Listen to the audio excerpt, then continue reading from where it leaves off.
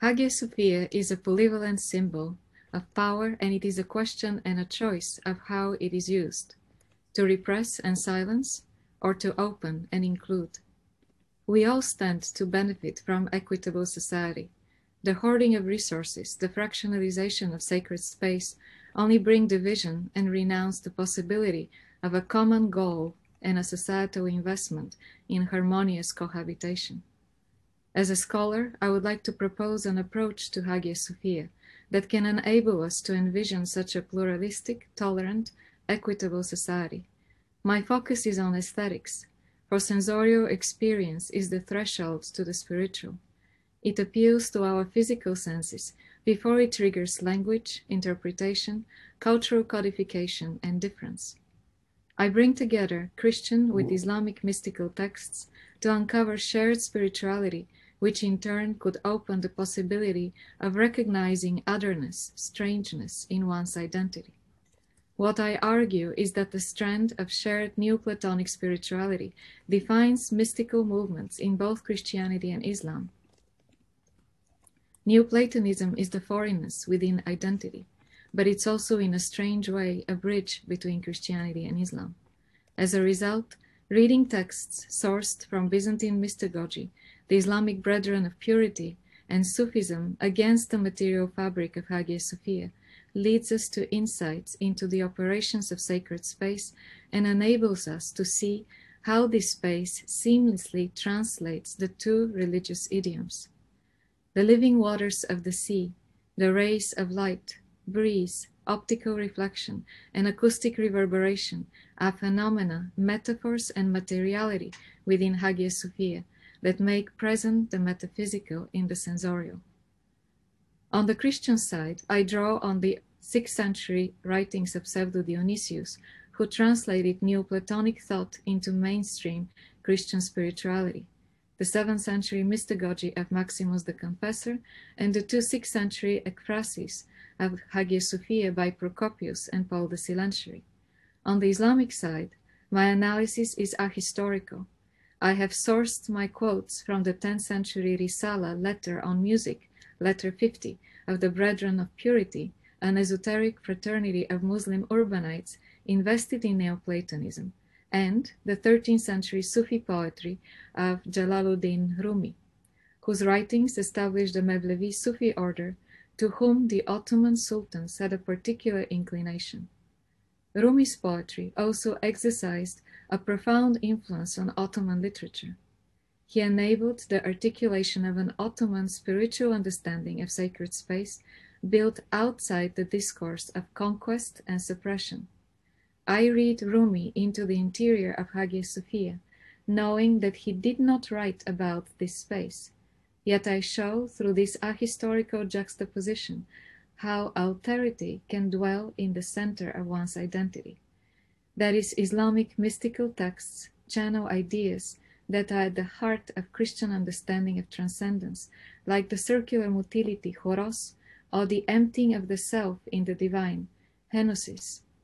I set this diachronic approach as a modern mirror, allowing us to recognize the extimate in the intimate, the foreign in the familiar, and thus suggest what Hagia Sophia can mean spiritually in Islamic eyes beyond the reductivist neo-Ottoman triumphalist rhetoric of today. And I am inspired to follow this path by the words of the philosopher and psychoanalyst Yulia Kristeva, and she writes, I quote, "Strangely, the stranger lives within us. He is the hidden face of our identity, the space that wrecks our abode, the time in which understanding and affinity founder. By recognizing him within ourselves, we are spared detesting him in himself, a symptom that precisely turns we into a problem, perhaps makes it impossible. The foreigner comes in when the consciousness of my difference arises, and he disappears when we acknowledge ourselves as foreigners, unamenable to bonds and communities." End of quote. I am advocating for this consciousness that we are all foreigners and alterity is at the core of our intimacy. And what better way to preserve Hagia Sophia's outstanding universal value than by recognizing its polyvalence, its strangeness, and its protean matter and intangible spirituality resonating with and anchoring different religions.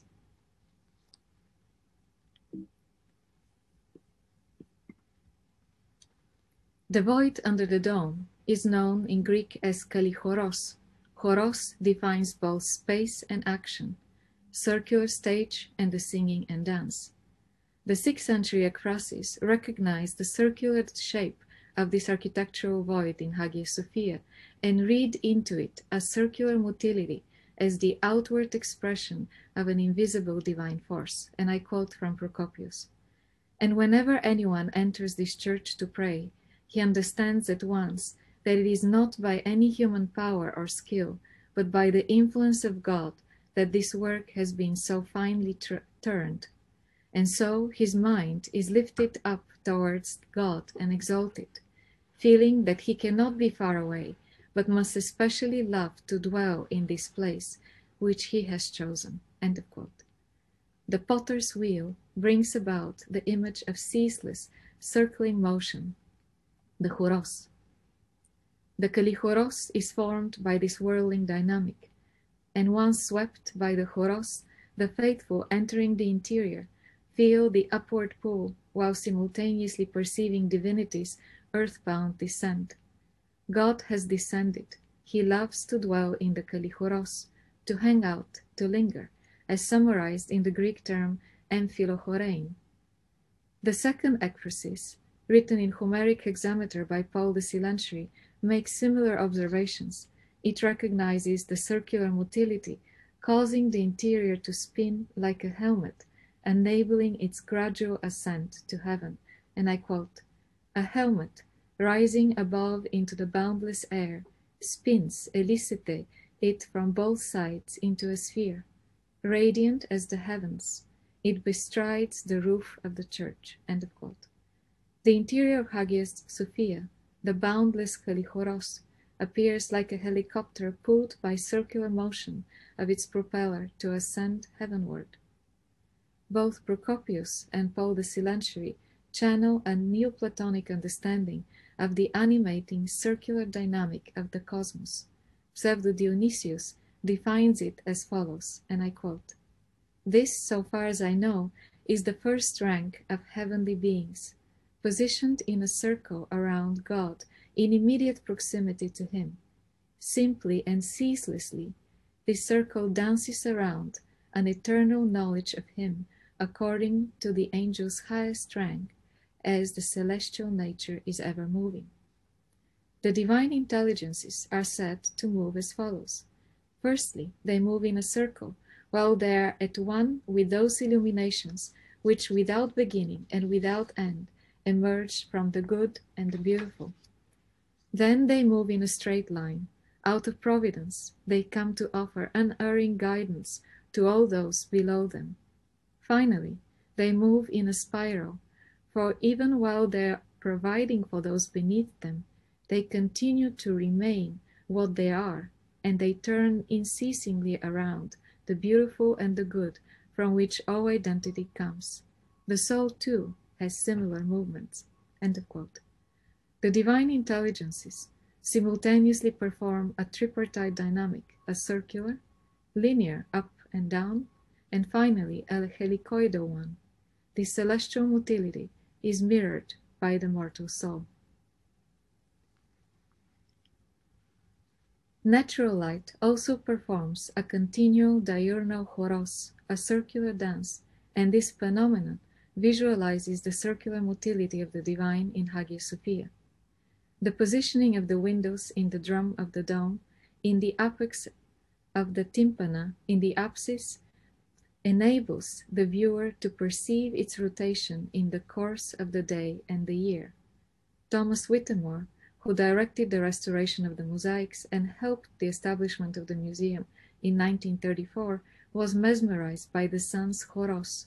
He observed, I quote, "Direct light rushes in, shining streams, dazzles, keeps constantly moving and revolving. Hagia Sophia is a liturgical instrument tuned by light." End of quote. The main axis of the building is approximately 32 degrees southeast, and it aligns with the azimuth of the sun for Christmas on December 25th. So I'm showing you here a drawing by Inanichi, and in the red you have the movement of the sun during the winter solstice. In the blue you have the movement of the sun during the summer solstice. So you can see the direct alignment through the apse on the winter solstice.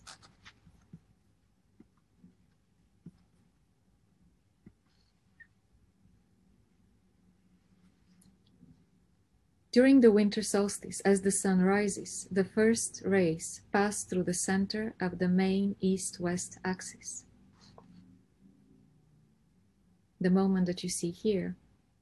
And then eventually they touch the floor, move in the direction towards the apse, and then the southern side is illuminated, which illuminates the northern side of the building. And the light is extinguished at the northeast corner.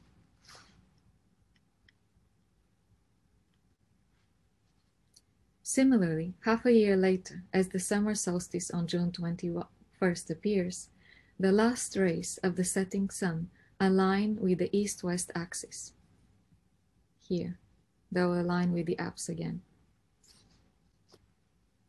Sunrise starts at the northern tympanum, the northeast exedra, and the apse, and gradually it moves, reaching the floor, and sliding on it creates pools of water. These tracks of luminosity travel through the kallichoros, reach the ambo, and then they disappear. At noon that you just saw, the interior has no direct sunlight. It is mystical and dark. This time coincides with the third hour and the distribution of the Eucharist, presenting the divine in the mystical illumination of diffuse, indirect light. Direct sun rays return in the interior around 1:30 in the afternoon, and the shafts of light circle around the southern tympanum. These rays reach the floor and transform it upon contact into pools of water. At sunset, they reach the west facade, what you saw at the end of the animation, and as the sun sets down, its rays inversely climb to reach and illuminate the apse. Right at that second of completion, making the apse incandescent, the sun dies and natural light fades away. The circumambulation of light inscribes the metaphysical into the perceptual and temporal in Hagia Sophia.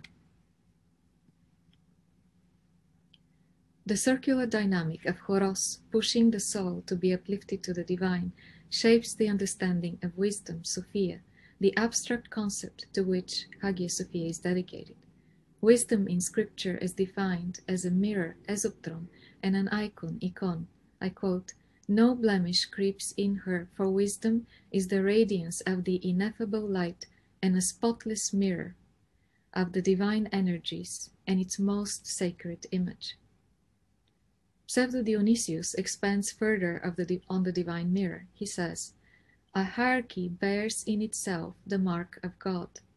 Hierarchy causes its members to be images of God in all respects, to be clear and spotless mirrors, reflecting the glow of primordial light, and indeed God himself. It ensures that when its members have received this full and divine splendor, they can then pass it on, this light generously and in accordance with God's will, to beings further down the scale." End of quote. The divine as esoptron, mirror, defines the apex, the dome in Hagia Sophia. It diffuses light that illuminates the lower orders. The material shell of Hagia Sophia enacts this divine illumination that causes matter to become a reflective, incandescent mirror. The windows in the drum of the dome and in the apses and exedra channel direct light from above, transforming sun rays into columns of light, giving a paradoxical perceptual appearance of tangible matter. Dust and smoke of incense can make air dense and enhance this perceptual reification of light. When the sun rays penetrate the interior, they gradually descend to touch the floor, transforming its polished surface into pools of light, and thereby causing a concatenated perceptual metamorphosis of stone and light into the isomorphism of water. This liquescence or high reflectivity coefficient of Procunesian marble, which is on the floor of Hagia Sophia, endows the space with unusual when compared to modern aesthetics, in which the floor has higher reflectivity compared to the walls and ceiling. In a modern building, surface reflectance recommendations are as follows: 20% for the floor, 50% for the walls, and 80% for the ceiling. In Hagia Sophia, this ratio is in inverse. The highest reflectivity belongs to the floor. Hence, its current covering with carpet subdues the luminescence of the interior and undercuts the original aesthetic. Similarly, the insistent simultaneous use of LED lights disrupts the mystical and dramatic effects of the light pools on the marble floor and walls, destroying the opalescent shine of the marble, at times reminiscent of the surface of the Bosphorus and mother of pearl. What in other buildings would be considered blinding glare, in Hagia Sophia becomes an incarnation of spirit in matter, empsychosis. Hagia Sophia enacts the process of inspiriting by making the effects of light perceptually prominent, attracting the attention of the viewer. Paul the Silentiary recognizes the animating effect of natural light in the great church and how it quickens marble and stone, making them radiant, reflective mirrors, and I quote, "The ceiling encompassing gold inlaid tesserae, whose pouring down in glittering gold-streaming ray irresistibly bounces off the faces of the faithful." End of quote. Hagia Sophia is a system. Once energy is introduced in it, light, it bounces off, intensifies, and in the process, it animates and agitates all matter contained inside the material shell, transforming substance hilly into perceptual radiant pools of water. The Byzantine formula for inspiriting is a cross in a circle, the very symbolon which once graced the apex of the Justinianic dome. It appears in the interior decor and on many liturgical furnishings and vessels, polycandela, and the Eucharist patens and chalices in Byzantium, and it is understood as a sign, channeling spirit and producing charis, grace. The cross in a circle is a chiasm. I'm showing you one of the places on the walls of Hagia Sophia, above in the spandrels of the second cornice, below the second cornice, where there were bronze crosses in the porphyry discs, and you can still see the shadows of this porphyry, of the cross, for this cross in a circle. Studies on chiasm have explored this formula in prose and poetry. Chiasm is present in Homer's Odyssey, in the Psalms, in John's Gospel, to name a few important texts. Chiasm is an inverted symmetry or horizontal mirror, and its simplest form is verse A and B mirrored across the horizontal axis C into B1 and A1. Psalm 8 will serve as my model right now.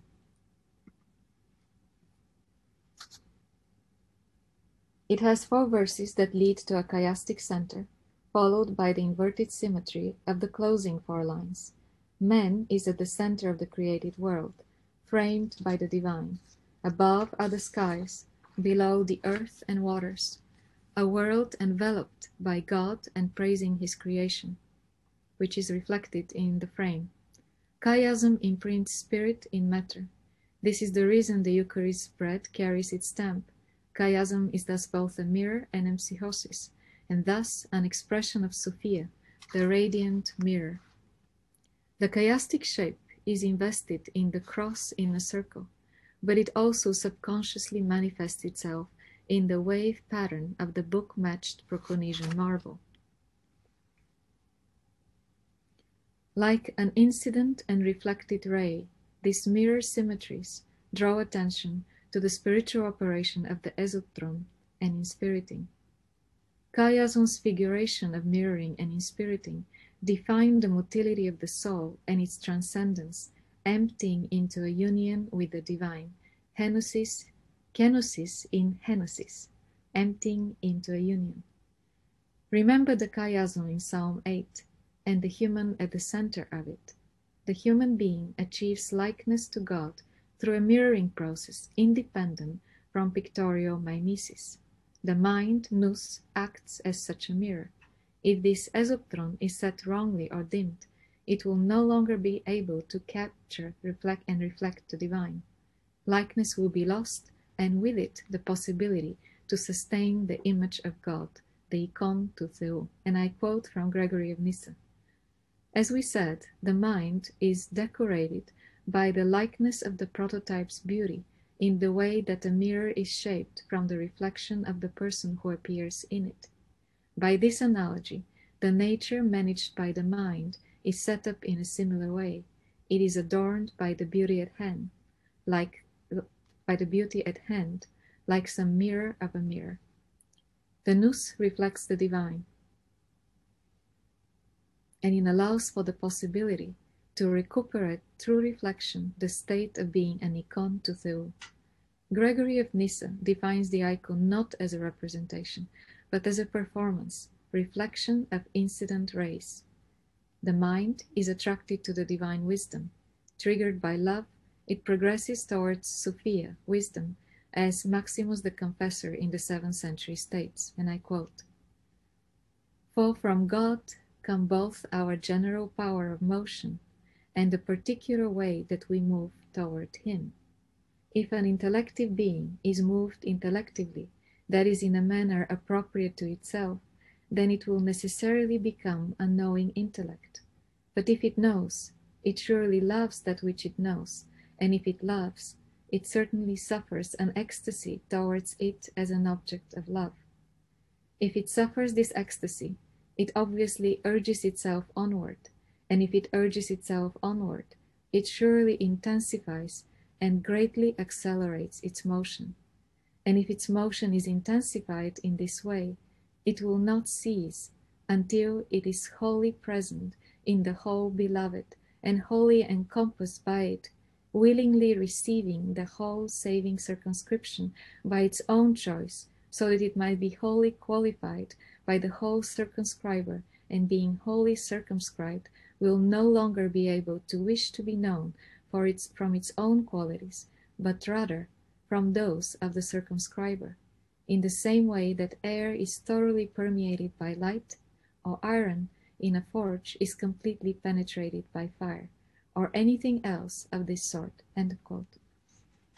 Maximus the Confessor explains how an intellective being driven by the force Sophia transcends the limits of the self, and it is suffused in the divine, and thus reaches deification. The movement is circular, helical and ascending, in which the self transcends its limits and dissolves in the divine, and this process is circumscription, crossed in a circle. Christians and Muslims share this concept of performative iconicity, produced through reflection, henosis.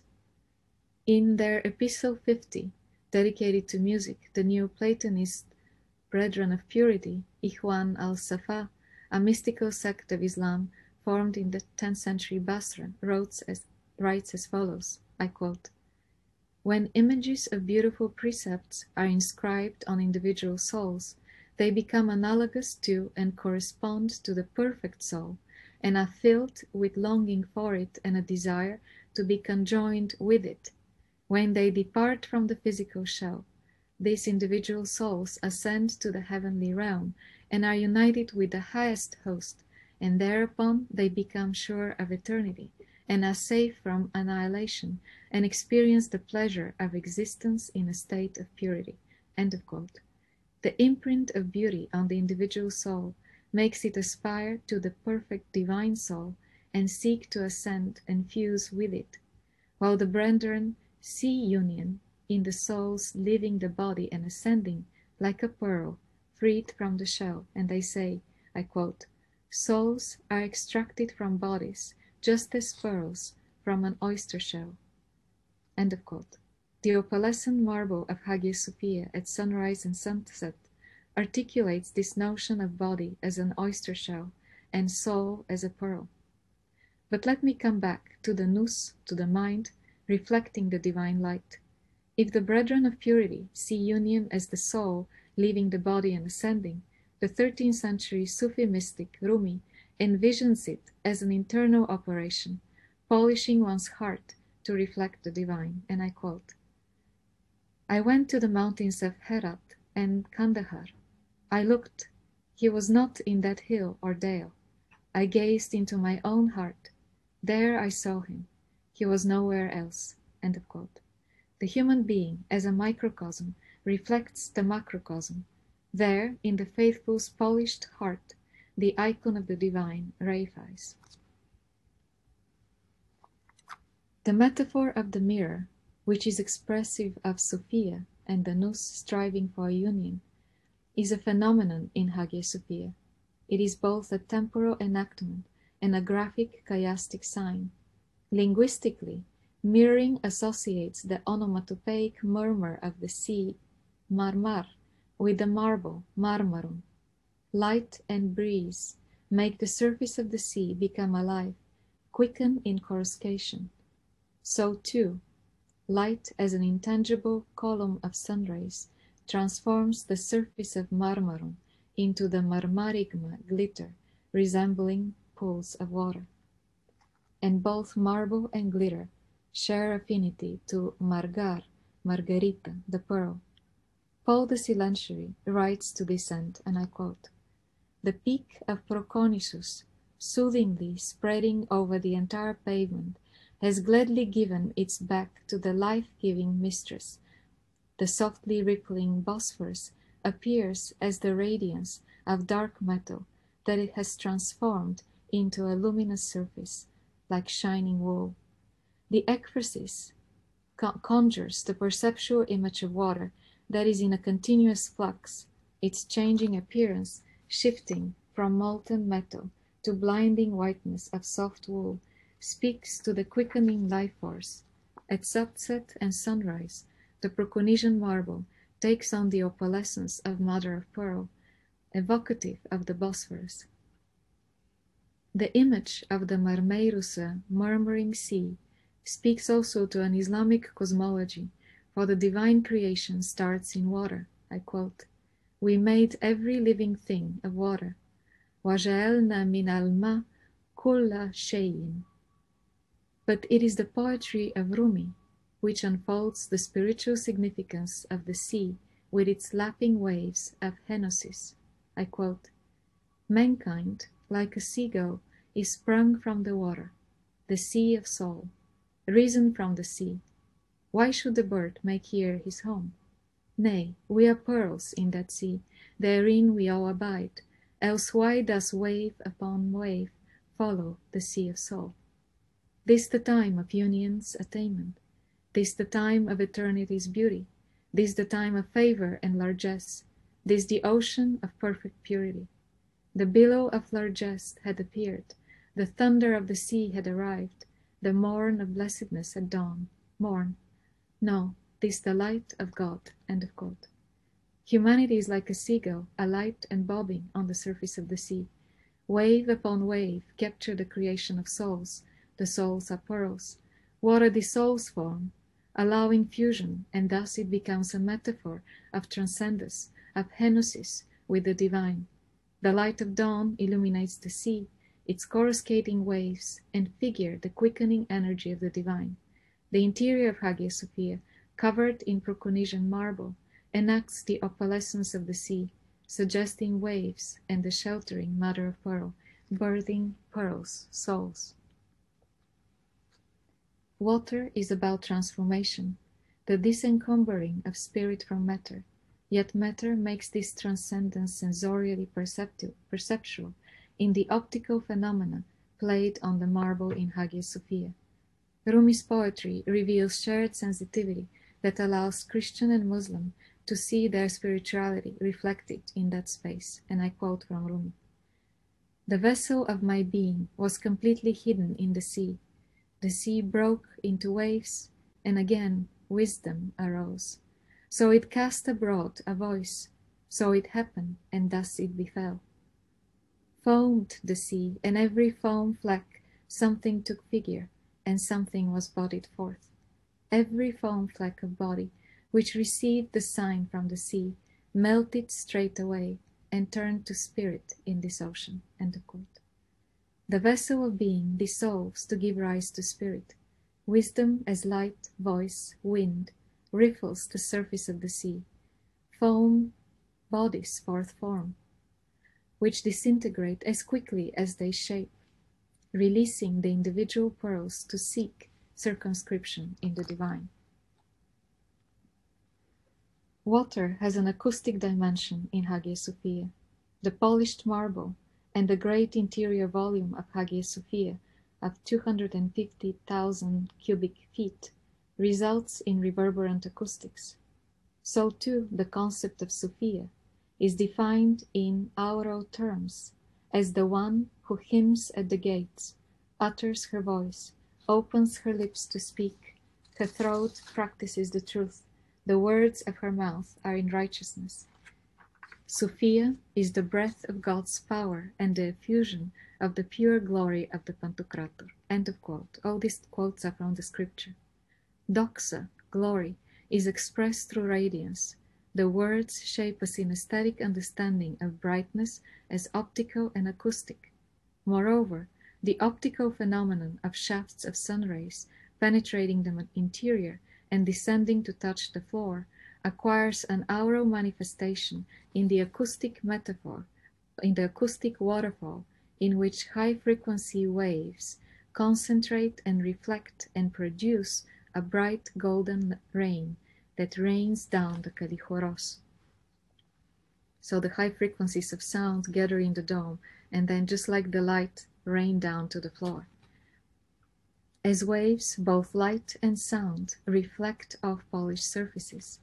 The visual symmetries, marked with the graphic formula of the butterfly symmetries on the book-matched marbles, acquire an acoustic equivalent in voice and reverberation.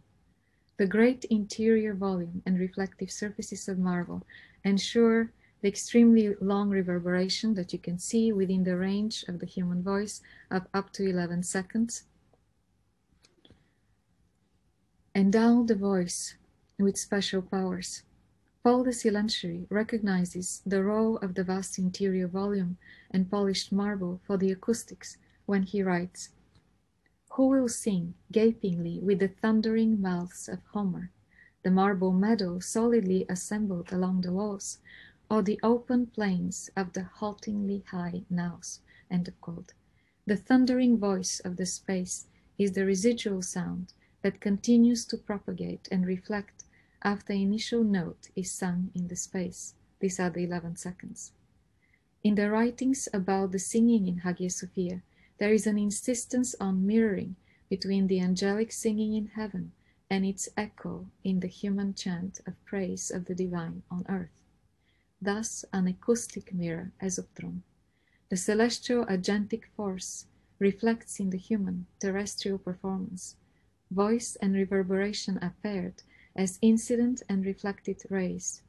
This is how the inauguration anthem of 562 describes the acoustic mirroring of heaven and earth. I quote, "Here is the voice of joyfulness and of salvation, and an echo of those making festival in the spirit, which God composed as a harmony of many voices, life and a resurrection of all." End of quote. The celestial voice of joy reflects in the reverberant echo of human chant, and in the process, pneuma as spirit and breath envelop and is consumed by the faithful. In the chant I will play, which is a prokimenon, a gradual, sung before the scriptural readings for the feast of Basil I, you will see how the divine model in the singing of Sophia is mirrored, echoed in the human performance. The chant is structured as a call and response. The celestial leads, the terrestrial reflects. The singing of the word Sophia wisdom establishes the model, and you can see it here with a long melisma followed by the intercalation of non-semantic vocables. The melody is then repeated with small variations at the singing of all the people, pantata ethni. But the human mirror of the divine wisdom, but it is slightly decreased in ambitus. It only reaches to F as opposed to G in the singing of Sophia.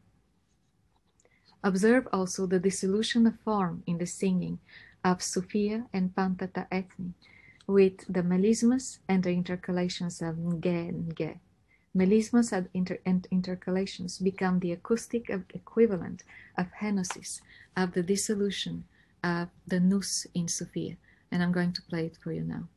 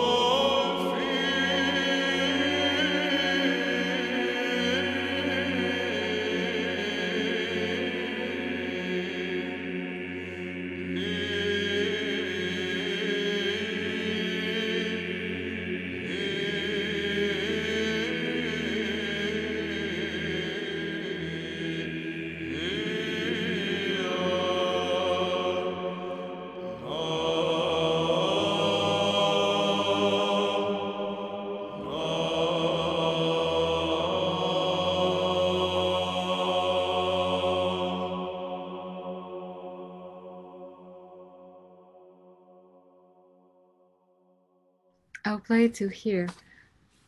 The important parts that I want to draw is the reflectivity of Sophia and the way it's sung at Pantata Ethni. So there is a divine model and human reciprocation in it.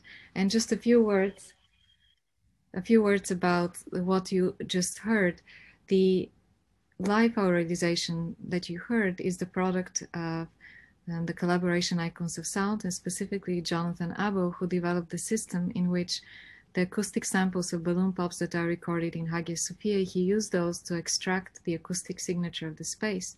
And then in collaboration with Cappella Romana to imprint that acoustic signature on live performance. So many more chants are recorded through this collaboration. This is our website, Icons of Sound. This is the album, The Lost Voices of Hagia Sophia by Cappella Romana, where you could hear them. They're available on Spotify, they're available on Naxos as well.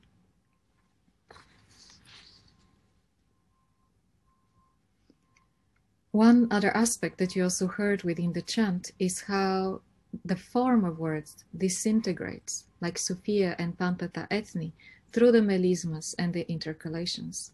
so it becomes acoustic manifestation of henosis, of union. In the optical, the sun is the agentive power. In the horos of light in the interior, by contrast, in the aural domain, the human voice takes on the agentive power. The transformation from human breath into divine pneuma takes place in the dome. The apex of the dome is a chiasm, transforming sonic energy into the metaphysical bodiless voice, the acousmetre. The elite choir sings from the ambo, this structure down here. And here is an 11th century manuscript that shows when the elite choir could climb up the stairs to project their voices into the void. This elite choir is positioned under the eastern rim of the dome, and this is how Paul de Silentri describes its agentive presence in the space. In the center of the kallichoros are the pious hymn-singing cantors, the universal axis. The agency of their voice makes manifest how the divine utterance Amphi is mixing the immaculate spirit with mortal flesh, announcing the human incarnation of Christ. End of quote. By exhaling their breath in space, the singers activate the acoustics of the interior and the imagination of the faithful, making the divine a temporal icon of sound that reverberates and gradually dissipates below the threshold of audibility. The Greek distinguishes between the mystical divine utterance, designated with the Homeric word Amphi, from the voice of the mortals, phoni. Amphi is at the root of omphalos, the umbilical center, around which the world revolves. It is this invisible and at first inaudible metaphysical presence that enters the perceptible when human breath is exhaled in space. The revolving motion is also suggested by the word hymnopoli, which designates the singers, for polos is an axis around which the spherical celestial bodies revolve. Chant is imagined as an agentive force that brings about the choros. The material shell, the kallichoros, reacts to this energy, breathe it out, transforming the silence into vibrations of energy, propagating and reflecting off the walls and consumed by the bodies of the faithful. The divine thus becomes sensorially present, but withdrawn from anthropomorphic figuration. Hence, the invisible iconicity of the human incarnation of Christ is a temporal phenomenon, an icon of sound, breath, energy, incarnate in space. The Justinianic interior manifested the divinity in this icon of sound, free from figural representations. This performative image is metexic. It partakes in pneuma, just as pneuma identifies both breath and spirit, so singing is an act of inspiriting, exhaling breath, allowing the interior and exterior to interconnect as a system of vibrations consumed by bodies. The icon of sound is an essentialist image. It partakes in the essence of the prototype. The icon of sound is a concept that crosses over the Islamic realm and establishes shared values. The acoustic mirroring of celestial and terrestrial is present in Rumist poetry. As the divine sound, love, overshadows the terrestrial, it overcomes the earthly din, enabling the soul to recognize its likeness in the divine face within. I quote, "Love sounds the music of the spheres. Love echoes through earth's harshest din. The world of God's pure mirror clear, to eyes when free from clouds within. With love's own eyes the mirrors view, and there see God, to self akin." End of quote. In the introspective journey, the polished heart of the purified is a mirror, whose reflective surface reveals the recognition or dissolution of the self in the divine. The process of purification allows the faithful to recuperate in themselves the image of the divine. To conclude, in reading Byzantine mystagogical texts, with Rumi and Ikhwan al-Safa into the fabric of Hagia Sophia.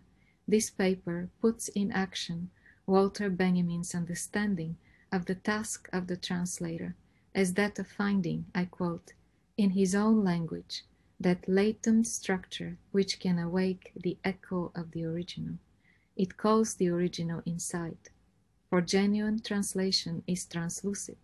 It does not veil the original text, nor shadow it. Rather, it allows the radiant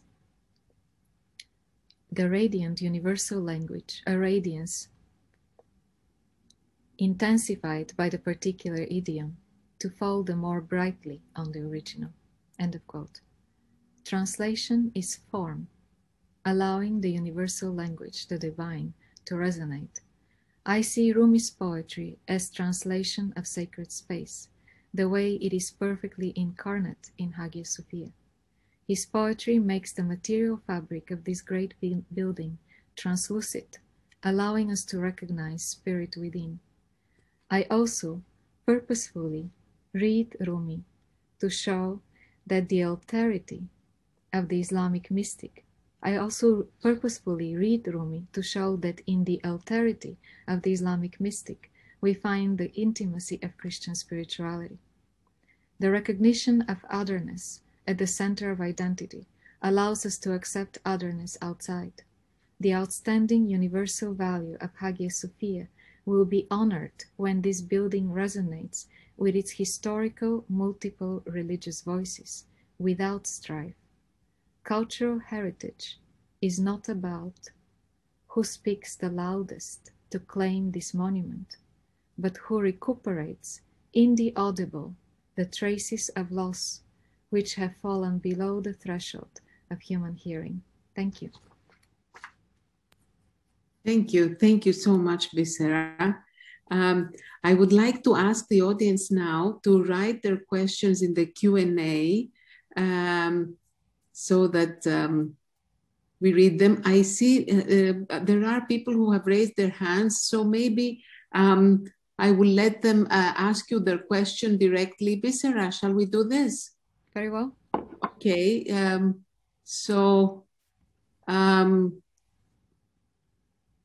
Glenn Garrett, I guess, please go ahead and ask your question.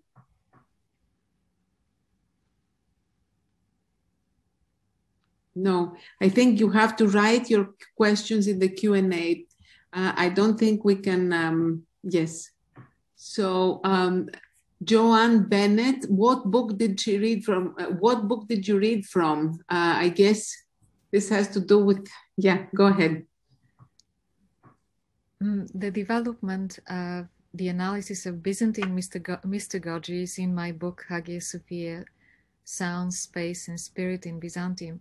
But this talk presents new material, and I read the Brethren Purity, which is published in translation by Owen Wright. And I also read the poetry of Jalaluddin Rumi, which has appeared in many different editions. I think it's easier to find. Thank so you. That's a short answer. Thank you, thank you. We have more questions. So Alexandria Brown Hedjazi, she is asking, could you speak more about the altering of Islamic mysticism? I'm also curious if you found any other relations between the circularity of Hagia Sophia and circularity of Sufi practices. My talk is an invitation. I invite other people to step on this path and really think about shared spiritual practices. So clearly the Mevlevi order has the practice of sama, sound, which is connected sound and dance. And it's a field for exploration. I'm just scratching the surface. I would say also at the center within Islamic practice is the tawaf, of the circulation of the Kaaba. So we're coming back to really core spiritual ideas that underscore many different religions. I'll leave it open. I feel that this is a question that I'm inviting the scholars of Islamic religion and art and architecture to step in. It's a dialogue that I'm trying to establish. Wonderful. Also the austerity of Byzantium, never too Western and never too Eastern, of being in between. So Byzantium is the door. Thank you, Bissera.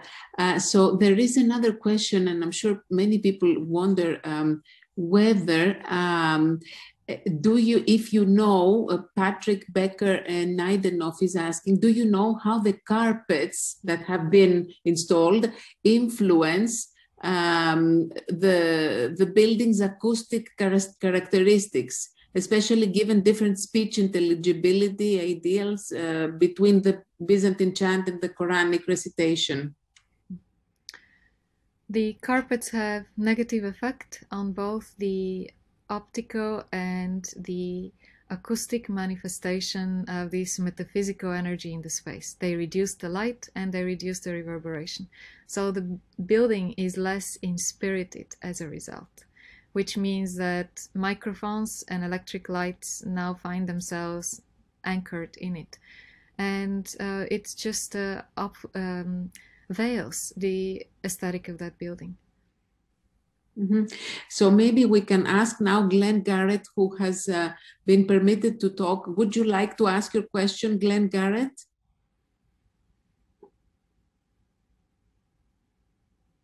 Hello? We can't hear. I can't hear. Yes, I can't hear either.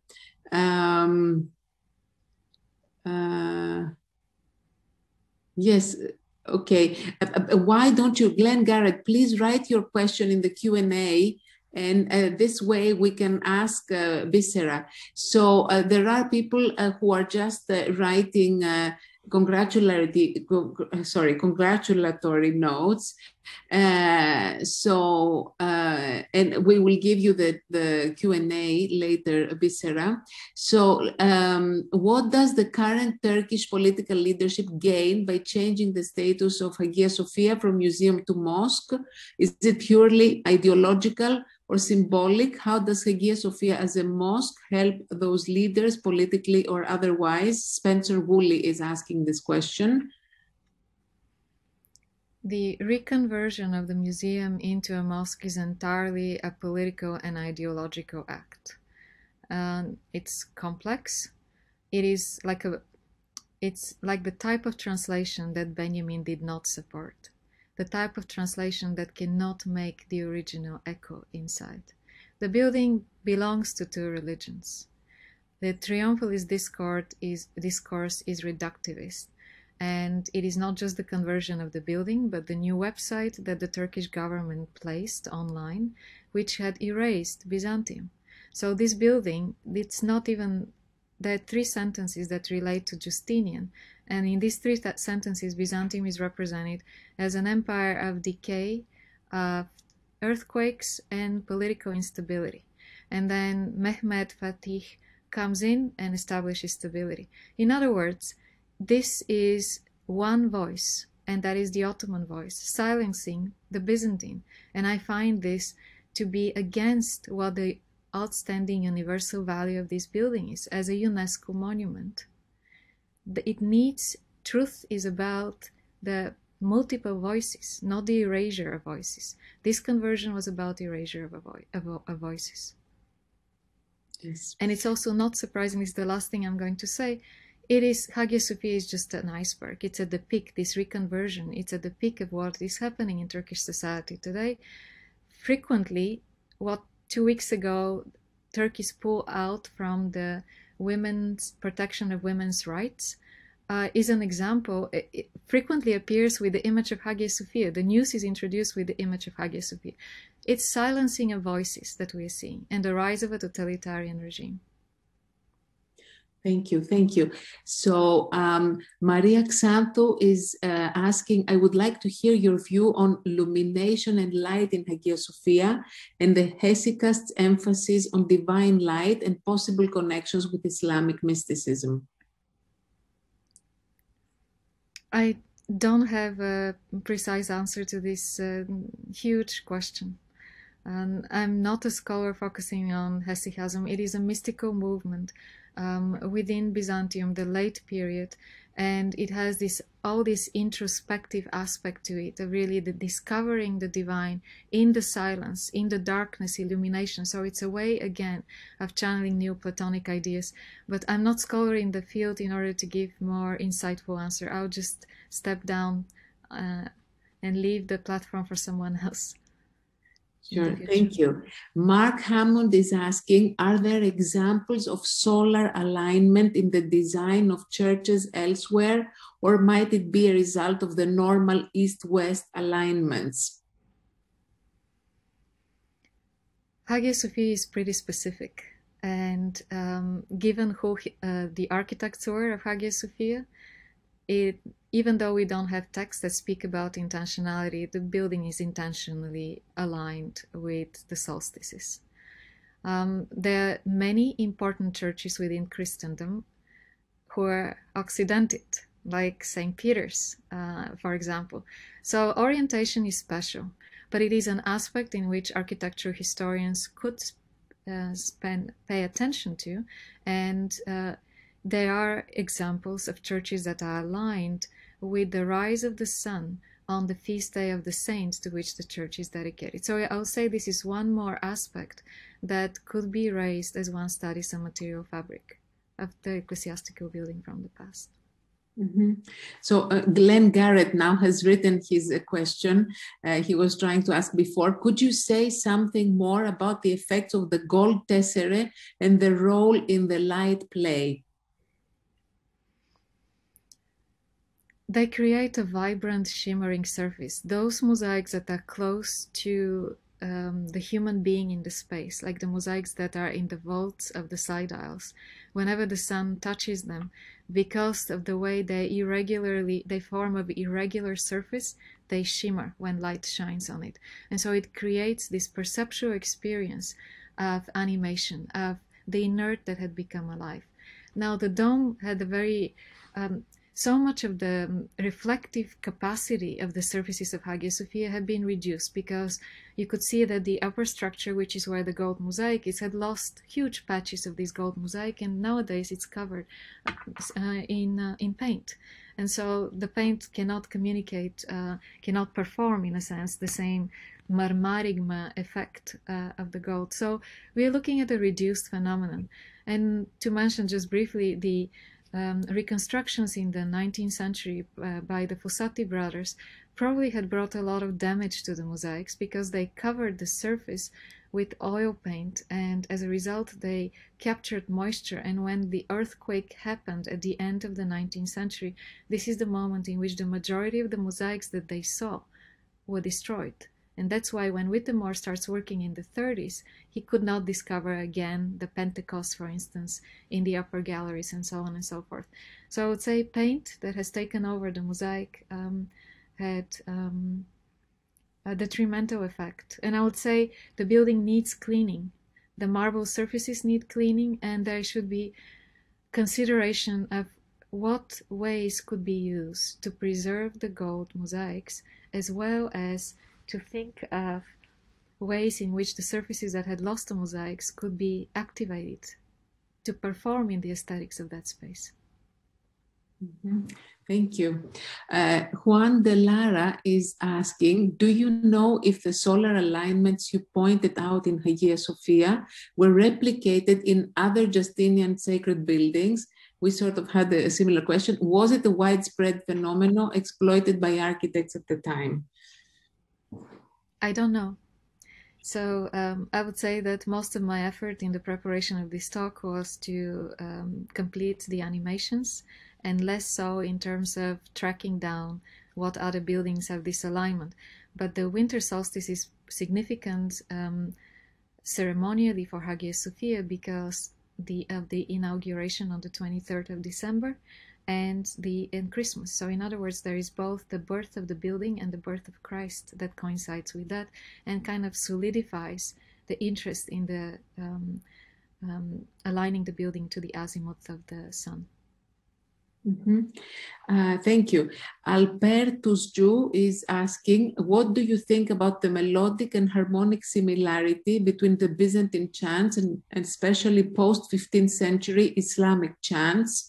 Do you think this is a coincidence, or do you think there's a continuation of a certain tradition through the use of spaces like Hagia Sophia? The way in which I could answer this question right now, because this is not a field I am researching in, 15th century Ottoman music, what I would say is that both Christian and Islamic cultures share the notion of icons of sound. And so the way sound triggers the imagination and the way the modes are used and the way they're perceived as a microcosm of the macrocosm shared sensitivity. So this is a question that is in front of musicologists. And I myself will be curious to read more, but I cannot give any precision. But I would say there is a shared Neoplatonic basis to Sufism and Christianity that is invested in music. Thank you. Alexei Gibson is asking, are you familiar with the work of Margaret Barker with regard to temple, Jerusalem theology? To what extent do you think the Byzantine builders of Hagia Sophia were consciously influenced by temple traditions? I noted down the name. I have not read the work of Margaret Barker. It's within the popular narrative tradition about the building of Hagia Sophia. Justinian was obsessed with surpassing Solomon. So clearly there is a connection between the two, but I cannot give a precise answer. Thank you. So Jennifer Lowell is asking if in better days the Hagia Sophia is reinstated as a welcoming museum, would you suggest maintaining this silence or perhaps having some sort of display, such as inviting groups to sing chants, to make visitors aware of the auditory features of the space and not just its visual appearance? Thank you for your insights, she says also. That is my dream. I am supportive of the idea that this is unprecedented, it's outstanding sacred space, and the best way in which a museum could work is actually to allow that space to be used spiritually.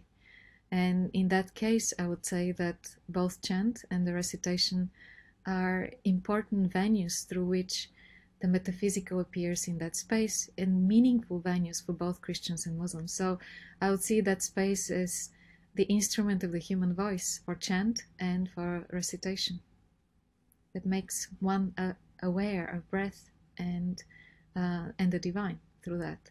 Where it's pneuma or ruch, it's this notion of really of the interpenetration. Thank you. Philip Geisier is asking, I wonder about the transcultural life of the Hagia Sophia and how and in what ways later Ottoman architecture, such as the Selimiye and the Süleymaniye, might have specifically taken up spatial and sensorial strategies of light and its spiritual meaning. This is an excellent question because it has been in my mind as I was preparing the talk, and then it is already a long talk and I decided to cut that part out. I was reading Jafar Effendi, who is a 17th century writer who wrote a biography of Mehmet Aga, who was the architect who built the Sultan Ahmed Mosque.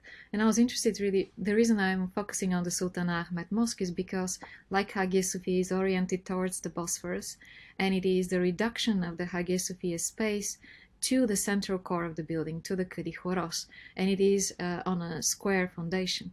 So it is the dome and the semi-domes, in a sense, like I forget the word for it, the Irish sign, the green flower, the green, the petals are on the axial. Trefoil. Clover was the thing. I wanted to say clover. So why am I saying that? Is because as I was reading because Cefar Effendi offers an ekphrasis of a mosque space. It's quite fascinating text, and what made me realize the difference between the Hagia Sophia aesthetic and the one that Sinan introduces in the Suleimani and the Selimi, and eventually his follower Mehmet Aga into Sultan Ahmed, is that there is an interpenetration of light in the mosque at a very low level, at the level of the floor, which doesn't happen in Hagia Sophia. Light in Hagia Sophia comes from above down, and so this mystical envelope that Hagia Sophia presents, it's not followed in Ottoman architecture. It becomes, Ottoman architecture is modern, it's rational, and it insists on the notion of the sacred space as a garden, which is a very old motif.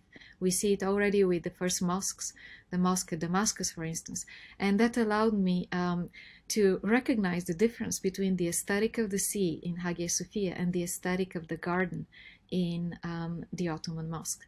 So I see differences in the structuring of metaphors through the architectural elements.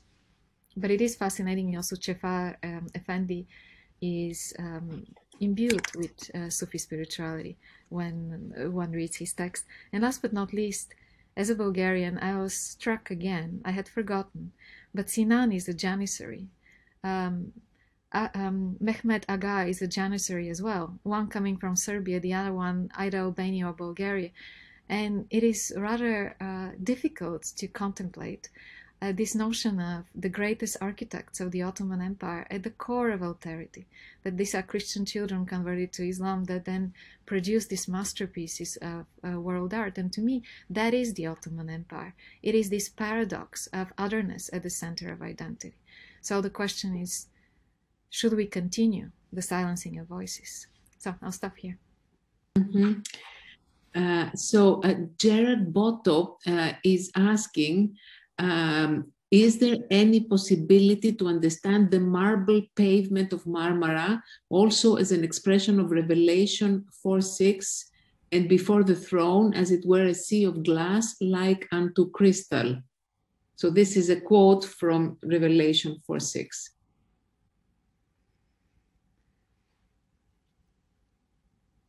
So this is a very interesting question, and I think I'll answer in terms of reflectivity and mirroring, that this notion of the throne on the sea of glass is again a shared concept in Christianity and Islam. The cosmology that the Quran presents is again that the divine throne is on the surface of water. So it basically shows how Hagia Sophia is a microcosm of the macrocosm, and it's invested in the cosmology, in the mythology of cosmology, and it's shared between the two religions. I make it a short answer this time around. So now there is a longer text here, and I'll just ask you the question. So Jeremy Walton wonders what you make of the aestheticization of Hagia Sophia on the part of the neo-Ottoman triumphalists, such as Erbash, who is basically the director of the religious affairs in Turkey. Yeah. I've been thinking a lot about this issue, and I've arrived at different answers. One of the most recent ones that I have been thinking is really through Walter Benjamin. What happened in 2020 was a bad translation, basically translating the Ottoman conquest in the 21st century without the core, and the core was really a thriving empire. That's not what Erdogan's gesture is about. Erdogan's gesture is actually about, it's hiding economic and political instability. So it is a translation without making the original resonant. If the Mehmet Fatih was about conquest and an incredible energy that revitalized Constantinople, this is not the case. So I think it's an empty gesture, and it's unfortunate, because together with it, it's also a gesture, it's suppression. Another question, I do not read also the congratulatory parts of the messages because we would take a very long time. So how do you see the Byzantine values translate to the digital era of the 21st century? What can we learn from it that meaningfully corresponds to this new world we're living in? I will say two things. That digital technology had enabled us to travel through space, in a sense, and create these worlds of imagination.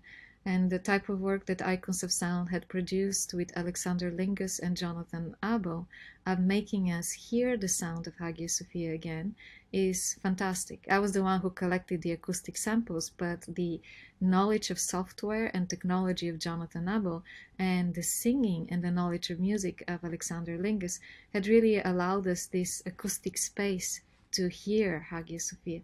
So clearly that has been amazing feat. But I'm also an art historian, and I believe there is the actual building, and being in the actual building and feeling the light in that space is special, and it cannot be substituted by computer. So I'm in between. I'm the chiasm, in a sense, saying that yes, technology could allow us to space travel, but the building is there and it has to be experienced. There's one more question. Where has the choir been situated at? Around the synthron, around ambo? What is the meaning of solea in this context? The place the light shines onto at a certain time of the day, year, or symbolic illumination in transition of spaces heading to altar. So there are several questions here. Yeah. Patrick. So there are many singers in that space. Most of my talk really focuses on the main actors. These are the psalti. They're the lead singers, and their number is 25. They have one leader, and they perform on bi-weekly turns, 12 at a time. They're the ones who go up on the ambo, and the ambo is situated underneath the eastern rim of the dome. So as their voice projects, because they sing above the head level of the faithful, they project their voice to the dome and activate the acoustics of the dome. Behind them, in the solea, are the anagnostis, and they are, in the period of the 7th century, they are 160. They perform, half of them, on bi-weekly sessions, and so one could expect 80 singers from this support choir, which is not the main leading choir. They fill in, and then there are other choirs of orphans and of nuns that were interspersed in the space. It sounds like the women choir was in the north aisle, and this is from Paul the Silentiary's ekphrasis, but it's not stable evidence that we have. It's not precise evidence that we have. And last but not least, everyone sings in that space.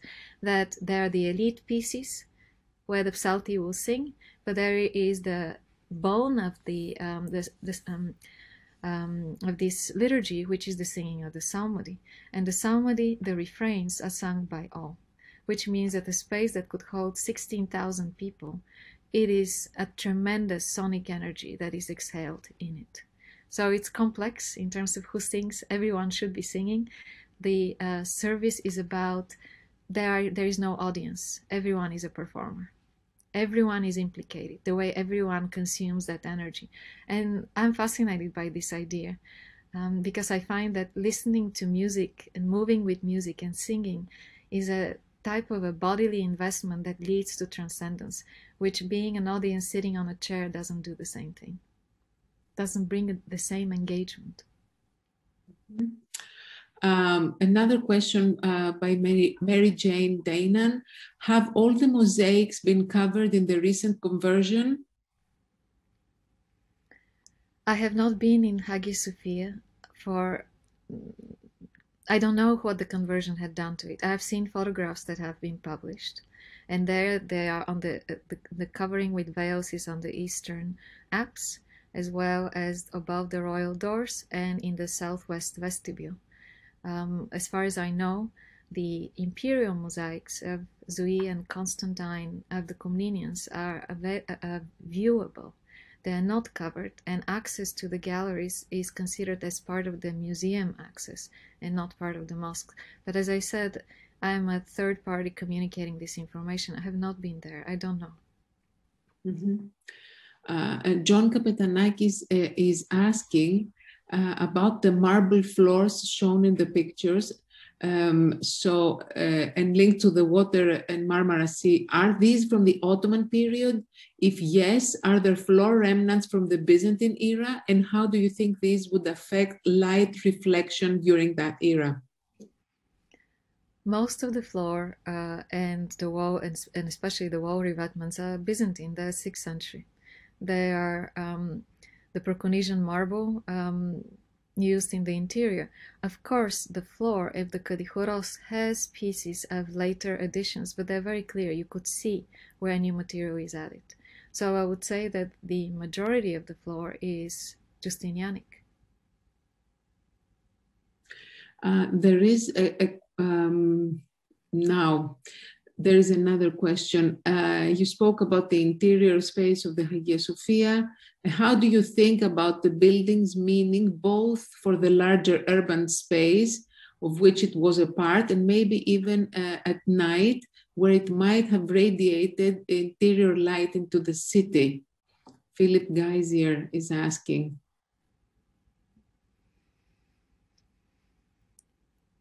It's a great question and difficult answer, because in both in Christianity and Islam there is a. I'll start with Christianity. Hagia Sophia is part of 3 churches that are interconnected: the Kalkopratia, the Hagia Irene, and Hagia Sophia. They're served by the same staff. And the cathedral liturgy has moments in which there are processions in the streets of Constantinople and moments where the liturgy is celebrated inside.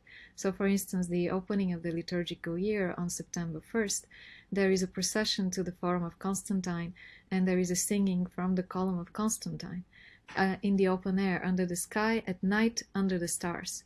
And then there are moments of celebration within the space of Hagia Sophia.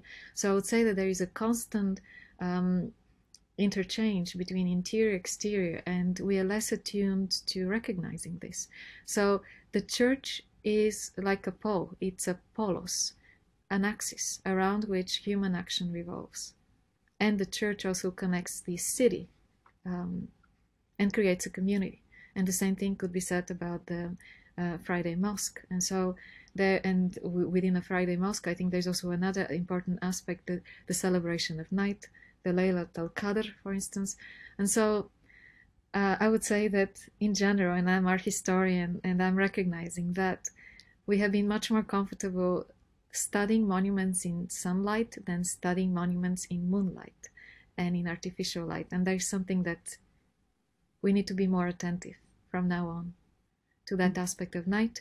There are descriptions of Hagia Sophia at night in the same text by Paul de Silentri, which are very evocative. They speak about the polycandela with oil lamps as ships at the night sky. And they also speak about the church, it's a metaphor, as a pharos, as a tower of light, I'm missing right now the English word, around which the ships see where the shores are and are able to navigate. It's a metaphor, but in general it speaks about that space generates its own light in the day and at night. A lighthouse, huh? Lighthouse. A lighthouse, yeah. So a question, now we have a question here about the website that you used in order to hear these chants and songs within the church. What was the website? Jake Waddell is asking, yeah. So the easiest way to find it is if you type in icons of sound and maybe Stanford. So icons of sound in Stanford would lead you to our website. My book on Hagia Sophia has a website as well. And then the album, The Lost Voices of Hagia Sophia, are available on Naxos as well as Spotify. And I will ask now one final question, I think, Bissera, because I think we're running out of time. Could you tell us some words about the performative aspect of the light in relation with image and the movement of the clergy during the liturgy?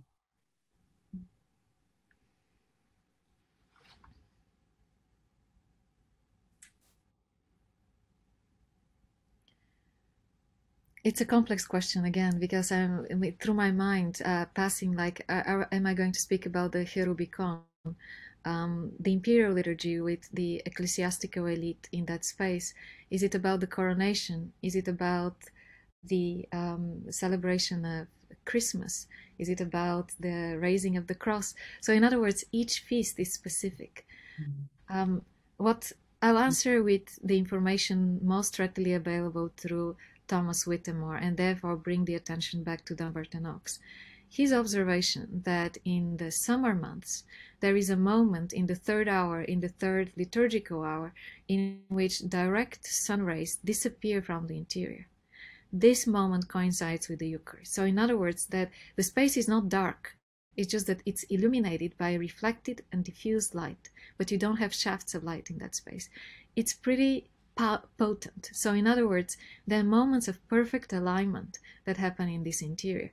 And it is what I'm becoming more and more aware in both Greek and Latin sources is so much of the medieval ceremony focuses on detail, that the essence of the idea is already in the detail, and it's like a fractal. So if you manage to crack, in a sense, and arrive at that understanding, you recognize the complexity with which this ritual is built. So this is one example among many. The second one, the alignment and the rise of the sun in the winter solstice, how potent to celebrate orthros in that space. The birth of light, the birth of Christ, the birth of the church. So it means that every element within that space could be looked in with close concatenation of what the ritual practices are. Well, thank you, Bissera. Thank you for a splendid talk, truly, and for the amazing answers you gave to so many questions about all of these aspects. Congratulations again. Thank you. And I would like also to thank our staff at Dumbarton Oaks, Judy Lee and Charlotte Gutierrez and IT for making this happen as well. And thank you all for attending the event. We have had an audience from many places around the globe, and we are looking forward to seeing you again to one of our public lectures. Thank you, Bissera. Congratulations. Thanks. Thank you, Anna. Good night, Anna, to you. Sleep well. Bye.